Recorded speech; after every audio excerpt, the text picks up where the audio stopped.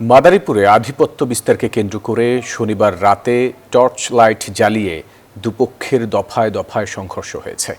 4 ঘণ্টাব্যাপী চলা সংঘর্ষে শতাধিক হাতবোমা ও ককটেল বিস্ফোরণ হয়। আহত হয় আরও বেশ কয়েকজন। পরে অভিযান চালিয়ে পরিস্থিতি নিয়ন্ত্রণে আনে পুলিশ। এলাকায় বর্তমানে থমথমে পরিস্থিতি বিরাজ করছে। টর্চ লাইট জ্বালিয়ে সংঘর্ষে জড়ায় নতুন মাদারীপুর গ্রামের কিশোরদের দুটি পক্ষ।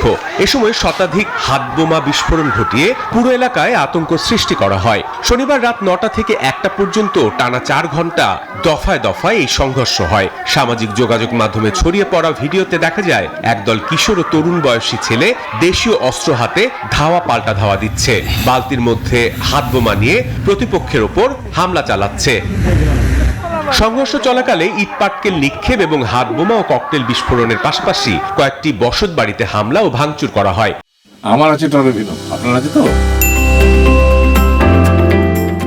এ সময় বাসিন্দাদের মধ্যে আতঙ্ক ছড়িয়ে পড়ে। বৃষ্টির মতো মানে বোমা পড়ছে, অনেক আতঙ্ক হয়েছে, অনেক মানুষ ভয়ে বিধ্বস্ত হয়েছে, বাসার থেকে বাইরে হতে পারে নাই। প্রতিদিন যদি এরকম হলো হামলা হয়, এরকমটা হলো বোম ফুটে বা হলো মারামারি হয়, তার মাধ্যমে আমরা যদি ওখানে থাকি বা বসবাস করি, আমাদের জন্য এটা কিন্তু একটা বিপজ্জনক প্রক্রিয়া।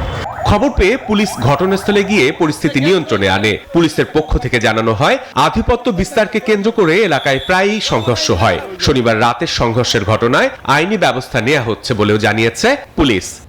দীর্ঘদিন ধরে তাদের মধ্যে আধিপত্যকে কেন্দ্র করে এলাকায় বোমাবাজি করে। আমরা আজকে রাত্রে 10টার দিকে শুনলাম এলাকায় বোম ফুটেছে, তাদের অবস্থান চিহ্নিত করে গ্রেফতার করব। ঘটনার একদিন পরেও পুরো এলাকা জুড়ে থমথমে পরিস্থিতি বিরাজ করছে।